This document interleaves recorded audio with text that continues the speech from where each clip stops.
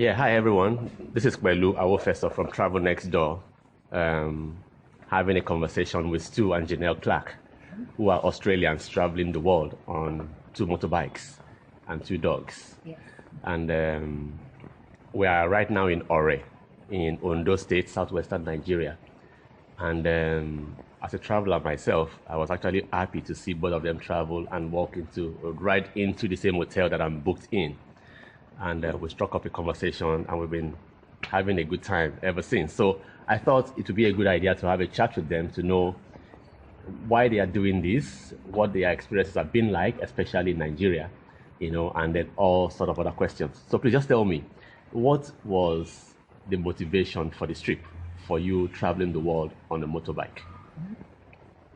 It's a cultural kind of exploration to see different people in the world, different places, see how people live. I mean, we see a lot of it on TV and hear people or hear journalists doing stories on different parts of the world, but I mean that's always through their eyes and the story they want to tell. We wanted to really see it firsthand and share our experiences. Okay. And the reason we're on motorbikes is because we brought our dog from Australia. We've since picked up some other dogs around the world, and it just gives us the freedom to move whenever we want, wherever we want. This is Shadow.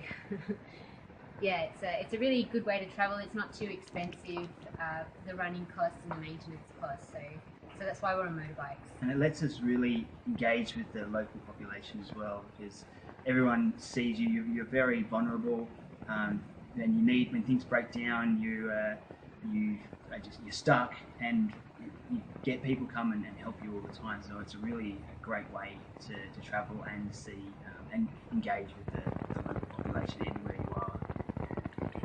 Now, how many countries have you been in, and how long have you been traveling? So we've been travelling for 3 years, and we've been to 33 countries. Nigeria is our third country. 8 countries in Africa. We came in through Morocco, and then came down through Western Sahara, through Mali, Burkina Faso, Benin, and then Nigeria. What's the experience been like? Let me begin from Africa. What have your experience been like traveling on the continent? It's definitely harder than anywhere we've been so far. The infrastructure, roads, power, it's clearly not as developed. It is obvious to someone travelling through. Finding hotels is more difficult. People are a little bit harder a little bit less accepting of dogs in hotel room. That changes from place to place. Some places really friendly, really happy with dogs, other places not so much.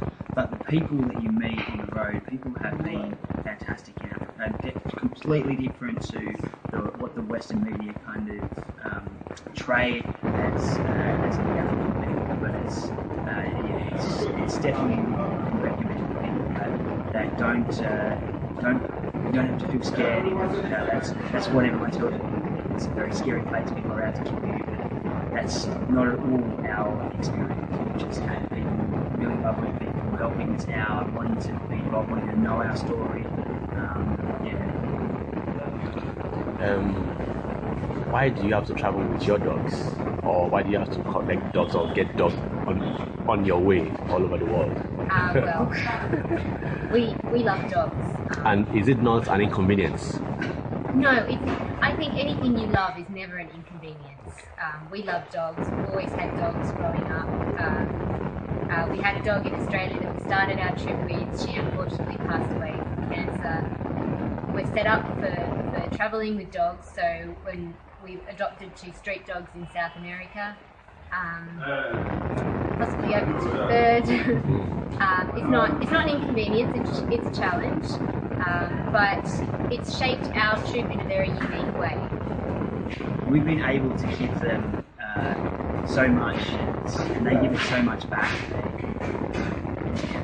There really is a strong bond between us and our dogs now. But it's a conversation starter. Yeah. People in Africa have definitely been more timid around our dogs, and our dogs are very friendly, but they're used to seeing guard dogs used for security that are trained to attack. Our dogs aren't like that, and in North and South America, people would, and in Europe, people would see the dogs and they'd come over and they'd have to say hello to the dogs, or, you know, why are we travelling with dogs on a motorbike? It's a really nice way to meet people, a bit of an icebreaker. Yeah. So let me move away from dog matters now. How do you